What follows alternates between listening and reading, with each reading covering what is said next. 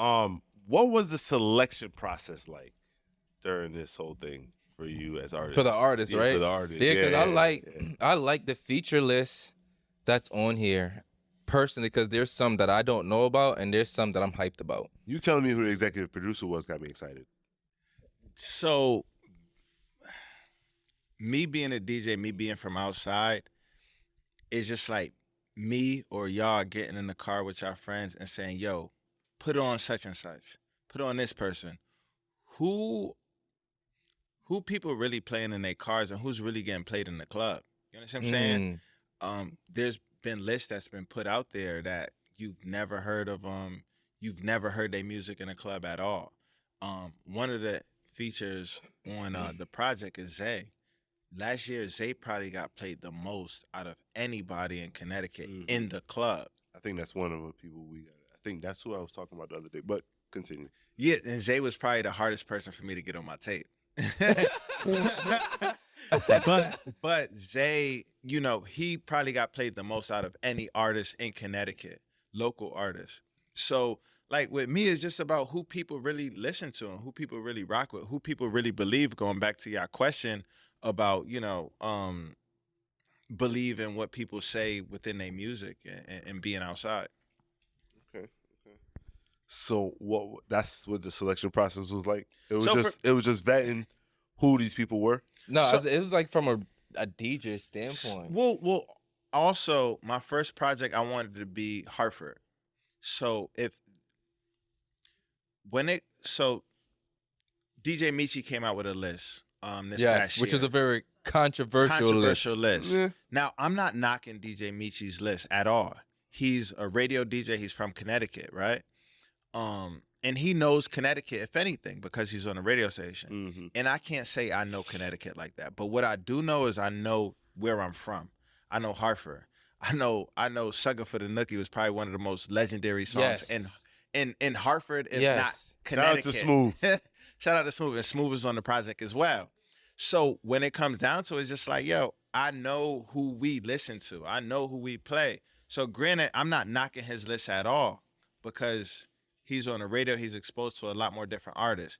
But when it comes to this thing called Hartford, I think I know that. I think I got that. You got that. I think I got that. I think I got that. And at the end of the day, any list is going to be controversial. Fact. But I think people are going to have a tough time saying, yo, this person shouldn't have been on a list. I don't think people could really say that for a lot of the individuals that are not even lists, but on this tape, if you will. So with that being said, how would you describe, or what would be the right word to title your role with this project? So obviously DJ first and foremost. So this is a DJ Rome presents. Yeah, DJ Rome, definitely. Also, you could, if you want to, for shits and giggles, you could say A&R, if you will, because I also have a project on there with Fuego Bass and Joe Banger, which I had Joe Bang on there. We got alumni on there. Honestly, most of your lists we've had on the podcast. Yeah, exactly. So what does that say? That means you are tapped in with what's Hartford and what Hartford's left in just as much as we are tapped in with what Hartford is as well too. Even more because you had names on there that we haven't heard about. Yeah. But that's why we use people as you as a funnel, as a source to get tapped into things that we haven't heard about. Because also, you know, let's be real, right? Us Hartford, we in our own box, if you will, right? We are our own culture. We are our own culture for sure. We have our own lingo. We have our own dances. We have our own style. We have a lot of stuff that a lot of other towns don't have. They favor a lot of other, you know, places. Yeah, like Chicago, Atlanta, New York, all that type of stuff. They prefer other stuff other than their hometown, but they're always quick to say they're first to be on the bandwagon. But one thing, sometimes a North End nigga may not know nothing about a South End nigga. Most times. A lot of times. Because we're so north. We're so it get even deeper than just Hartford. Yeah. It gets so north. You understand what I'm saying? There's Blue Hills, there's Jamrock, Blue Hills, Avenue, Vine, Westland, all that shit. G's, Grace, all of that. So there's different subcultures within just that one part of Hartford. But there's also individuals, and the thing with it is the South End has fucking talent, and they also have people. They have a following, and they have people that back them and that support them. You feel me? Like I said, it's all over the world too. Holy Quran, fire. One of the individuals between like don't misquote me, but I feel like Quran is one of the individuals. He has the swag, he has the personality, he has everything, and he could really blow. Now whether or not he takes it serious or not like that, it's up to him. That's up to him. I don't know that. But when it comes to this tape, I said I need him on my tape. You feel me? Same thing with Baby Ty. Baby Ty is another South End artist that I have on my tape as well. It's fire, crazy. I never heard of Trapo. That's one of the artists on there. I never heard of Trapo. And honestly, the song that's on there, I listened to the song. I was like, hold on. He started off talking some shit real quick. Hold on, let me tune my ears in real quick. So Trapo was from the Buck 50 block, Bedford Street area. Martha. Okay. Yeah. He's came up with Fuego Flock as well. It basically, for my age group, the Avenue, basically, if you will. But Trapo understands his celebrity. He understands his celebrity, and he's got a Blockwork freestyle. Okay. He also just did All the Way Up Clothing in Infield. Yes, shout out to Moneybag. Moneybag, yeah. And I've met up with him, and he like, yo, come meet me at this Windsor High basketball game. And I meet him at the basketball game, but he understands, and I respected it because a lot of people, especially in Hartford, especially the North End, they move in a way where it's like they don't want to be seen. But Trap, he go into an area and you see the little kids whispering, like, oh shit, that's da-da-da-da. We've had this conversation. The first time we've met and we was drinking a bottle of whiskey, you said, I'm going to just say it on air. Yeah. You said you'd rather work with such and such who's willing to put themselves in the front lines and do what's necessary to make a name for themselves than somebody who feel like they already have a name for themselves and such to already be coming to them. That's like me doing an interview with Charles and not reposting it. Which is asinine. Whoa, first of all. I think that's asinine. Like, why would you make time and waste, like, that's a waste of your time? And I just don't understand that from a personal standpoint. Not everybody does this, but some people feel like they don't they had me on their platform and I don't have to. It's what this happens with a lot of promoters go through this. They book an artist and the artists feel like they too big to promote it. But then what happens is when the show comes and nobody's in the crowd, because you didn't promote it. Now you embarrassed. Now you feel some type of way because you didn't promote. So at the end of the day, you can't get mad when something don't get views or it don't get seen because you felt like you was too good to promote it. At the end of the day, as a DJ, as an artist, when you get booked, that also means promoting the event as well. See, one thing I learned in elementary school was my sixth grade. I think my sixth grade teacher taught me this, but I think it was like in fifth grade because I had the same teacher for like 3 years. But he told me every year you should never be shocked at the grade you have, because you know the work you put in. Facts. So I've always brought that into other places in life. You should never be shocked at the results you get in life because you know the work you put in. Facts. If you know you didn't put that much work in and you question how much work you put in, you're going to question the results you get as well too. Facts. Once you know you put in hard work, you're going to be like, all right, when is my time? Yeah, facts. That's a different question than is, why isn't it like this? It's when is my time? Facts. But you don't stop. Yeah, nah, you don't. That's how you determine if it's fucking hunger or not. Not a lot of people is fucking hungry for this shit. That's the whole problem with this shit. Or I think a lot of people, they want just the glitz and glamour. They don't want to put the work in. They do, because one thing I learned about artists from doing this, and even before doing this, they want us to kiss their ass. Yeah, sure. They want everybody to kiss their ass. They want to feel special. And it's like, bro, like me speaking from our platform, I can do more for you than you can do for me.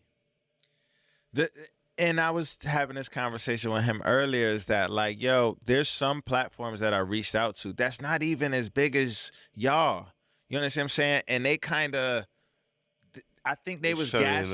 They shunned me away a little bit because I was reaching out to them, but obviously they didn't do their research a little bit. But at the same time, it's like, Yo, it's okay. I wasn't upset. I wasn't mad because at the end of the day, I'm on Weed and Whiskey podcast. You know what I'm saying? But it's like my rebuttal. Y'all not even fucking. Come on now. But it's my rebuttal to you is my rebuttal to that was not a lot of people are so tapped in with the history of Hartford and what makes Hartford sound the way it sounds. Like, all right, boom, right? We had two of the hottest producers from Hartford, from CT, who contribute so much to the sound of CT, and people don't know that. 2-4 and Chill Shump. Yeah. That's that's pretty much 2-4. Most of the projects on Fago Bass tape was 2-4. And that spoke so many volumes to see 2-4 on that project like that, because what that does for Hartford in general, and just like, yo, like, people are gonna be coming for beats to produce his shit on so many different levels because Bass did that like that. He could have been on his bag and say, you know, I'm gonna just fuck with Benny, producers or whatever. Yeah, but like that was big. And Shump as well. Shump, I love Shump. I fuck with Shump hard. I love Shump as a person, as a producer, as a human being. Shump has really created a sound for Hartford that a lot of artists take for granted. Yes. Yeah, of course. They take it for granted. Of course. And I feel like they need to get on it. Like, there's so nothing Holy chill about Karan, who's on my tape, he has a lot of songs with Shump, as well as Trapo too. But what's so crazy though is I know Shump got a lot going on. He's very popular right now. I was trying to get him on my tape as well, but Shump be so busy nowadays. I wish he was on my tape. It's still some time, Shump. Yeah. Still some time, Shump. Still some time. You heard him, Shump. It's still some time. Still some time. But no, that's my guy. And when I met him, I was with Shump. Yes, Shump exactly. That's how we met, through Shump. Shump hit me up. Yeah, Shump hit me up like, yo. Right into Bucky Jones' Smoke Shop. He said, yo, I wanna tap in. I wanna talk. Let's go. Let's do it. You feel me? And that was one of them. Shump. There was a list on Mount Rushmore, and Shump was on it, and it was controversial. But I stood by Shump, and it's like, yo, Shump is really making a sound for us, a sound that New Haven was about to run with. Yes. Yeah, you damn right. New Haven almost run with it. It was a whole thing. And that's why I talk to a lot of Hartford artists, and it's like, yo, Shump is creating a sound. Y'all niggas done had this dance for how long? Facts. And y'all too shy to fucking bring it out.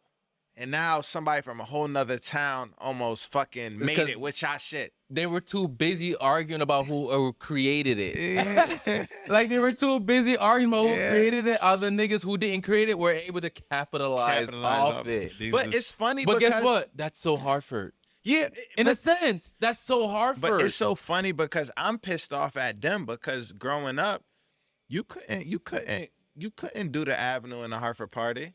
You couldn't do certain dances without getting jumped or getting party. shot. Yeah. So now the fact that New Haven is doing it, it's like, hold on. How you just doing this shit? But niggas who didn't know that this is beef. This is how you start beef in public. Yeah. Get your little dumb out. Bro, it's Blue Hills, nigga. It's a fight. It's the evolution of the Crip Walk. Yeah. But niggas was Crip walking and don't know, bro. This could get you killed. Yeah. Stop doing that shit. But it's the same shit even with like Cardi's. And just like how we talked about how we cultivated. That's our culture. That's our culture. That's CT. But I remember back in the day, like girls from the 203 be like, why all y'all niggas wear them ugly ass glasses? And we like, man, it's us. This our swag. But now look at that. And you are offing. Now look at that. But look at these same bitches though. These same bitches classify these and as high-end niggas by the Cartiers that they wear. Yeah, but now even I don't want to make it a 203 Hartford thing at all, because it's not that. And I love the fact that they embrace the culture in general. You feel me? It's I love it because now we all need to tap in. And the bigger picture is, like we said, world class at the end of the day, right? So the fact that they embrace it, but it just, with me, I love it, but I still take it personal because I remember them same girls was talking shit about me for wearing. You black ass motherfucker. I was listening to hate on the dark skinned niggas back then. Now we popping. Yeah, so nah, it is what it is. Why can't it be a 203 versus 860 shit on a friendly No, I don't want that. Nah, because it will never be friendly. And I was just having this conversation with somebody the other day. Is that Jay, we was having a conversation, and it's never. I feel like we've been trained, Hartford niggas. We've been trained to understand that Springfield don't like us, New Haven don't like us, Bridgeport don't like us. So now we've always moved like that. Now it's worse going to Springfield because we got different license plates. They just see the Connecticut license plate and they know where you from.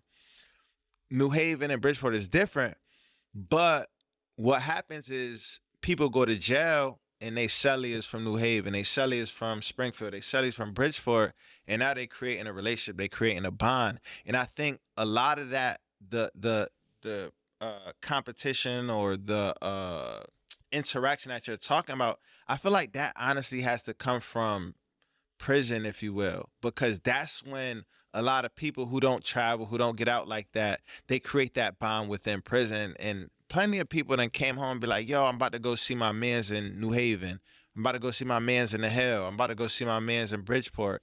And that's what makes people like me who's, fortunately hasn't been to prison, connect with people like that. But other than that, like Ty Henny, we rocking with Ty Henny. Ty Henny fire, surely fire. Like, and Benz rock with all of them. And Benz makes that connection as well. But I feel like Ty Henny, within his personality, his swag, he has a sound, he has a thing that is just like, yo, we respect. Like, bro, come out here, come fuck with us. You feel me? And with that being said, that's why I think we can have a 203 versus 860 thing on a friendly level. We want to know why as well, too. There's people like you. Wait, you want to know? Somebody told us what makes us special as a platform, right? Mm-hmm. We don't have territorial beef. We can interview the 860 person and the 203 person without it seeming like we're picking sides because we're just the podcasters. I'm going to put you onto something. Even as a DJ, even the videographers, just within Hartford, within the beef, G's, greats, they're making people pick sides. But guess what? This was told to me from a videographer slash DJ. Yeah. They told us that we are one of those exceptions, that we can bridge the gap between what people thought. Because when you come around us, we're not hot-headed, violent, over-the-top people. So it don't naturally bring certain things out of people. So when people come around us, it's always easygoing. We have good conversations. We laugh. And we can talk deep as well, too. So we tap into different sides. So that's why we can bounce to different territories without it making it seem like we're trying to pick one over the other. Let me tell you something. I thought the same thing until I tried to do this project. And that's all I'm going to say, is that I thought the same thing until I tried to do this project, and then I was having difficulty. But then I had to, I had to talk. I had to convince. I had to do these things because I felt strongly about what I was doing. I felt strongly about what was going on, and the fact that at the end of the day, I'm from Blue Hills. I don't have no ties with what y'all got going on, but some people respected it, some people didn't. But at the end of the day, like me just being, like you said, tapped in, and me being able to know how to talk, it came together. And that's why I feel like people like us are important. I'm sorry to keep doubling down, but that's why I feel like people like us are so important, because we think it's hard to bridge those two entities. But to be honest with you, us being in the 203 as often we have, them niggas want to be in the 860 so bad. They want to be heard in the 860 so bad. I ain't gonna hold you though.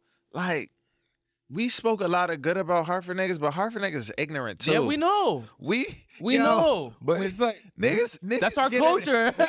Niggas get in the room and just, we can't help it. Our personality is loud, if you will. You understand what I'm saying? Yeah, facts. And sometimes that turns a lot of people off. So it's just like sometimes people just may not. I just had a situation where we did something, and the spot was packed. It was lit, but then when it was time for us to do our thing, they pulled everybody out. Now, I felt some type of way about it, but then I had to look at from another standpoint is some people don't want to be associated with certain things. You understand what I'm saying? So we have to also look at that as well as, you know, and as you guys come up, you guys going to have your issues with certain podcasters. Look at Nori, look at all these other platforms. They Joe Budden and all these things. You know, shit, like, they even be beefing within each other. And God forbid, inshallah, that never happens with you guys because you guys got something it's great. It's going to be hard because, honestly, like, I just see this different star in everybody. Yeah. You know, like, I've been coming up and I've been, like, I say this a lot. Like, I feel like every time I'm on social media sometimes, I feel like the videos I come across is meant for me to come across because of the message that's inside of it. And two things that's been resonating with me lately was, I forgot which comedian said it was. She said the minute she became a star, she realized everybody was a star. Okay. So that makes me see things different because I'm not understanding that everybody has stardom in them. Yeah, but it depends on how you go about finding it within yourself. Yeah. And a lot of people get stardom before they find their real stardom. Yeah. And then the other saying was, a lot of people are so focused on networking up instead of networking across. Like, that's huge. I like that. Like, we should be networking with people who are going just as hard as us in the moment, who want it just as bad. Everybody look at it as competition. In this sense, but not to us.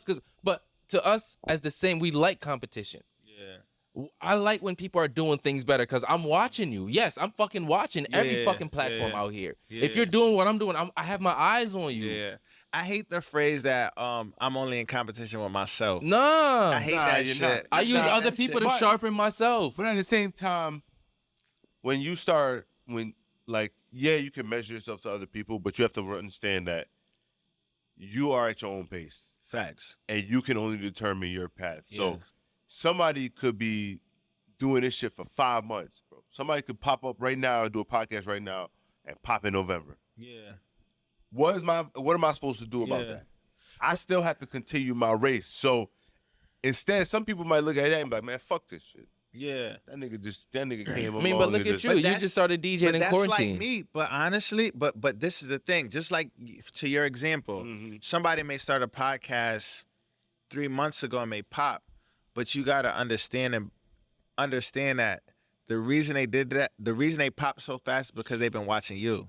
Fact. And they watched what you did. And they took maybe what you did, what you didn't do. Flipped it, and it grew because of that. So you can never stop, and you can never let watching other people, just like you said, to your point, watching other people, you know, have you down or have you feeling some type of way, because at the end of the day, you don't know what, it's like with social media nowadays. You never know what somebody really going through. You never know what the fuck is really going on with people. Facts. And you never know, because how many times I go outside, people don't like, comment, nothing, but when they see me, you're doing your thing, my man. I see you. You're doing your thing. Honestly, what? Actually, I want to talk about that shit. Nah, it's funny. That's some real shit. Because I actually have a friend, not to cut you off, but before you go, I have a friend who told me he kept doing music because I kept podcasting. Yeah. I get that more often than not. Yeah. It's like, yo, you see me.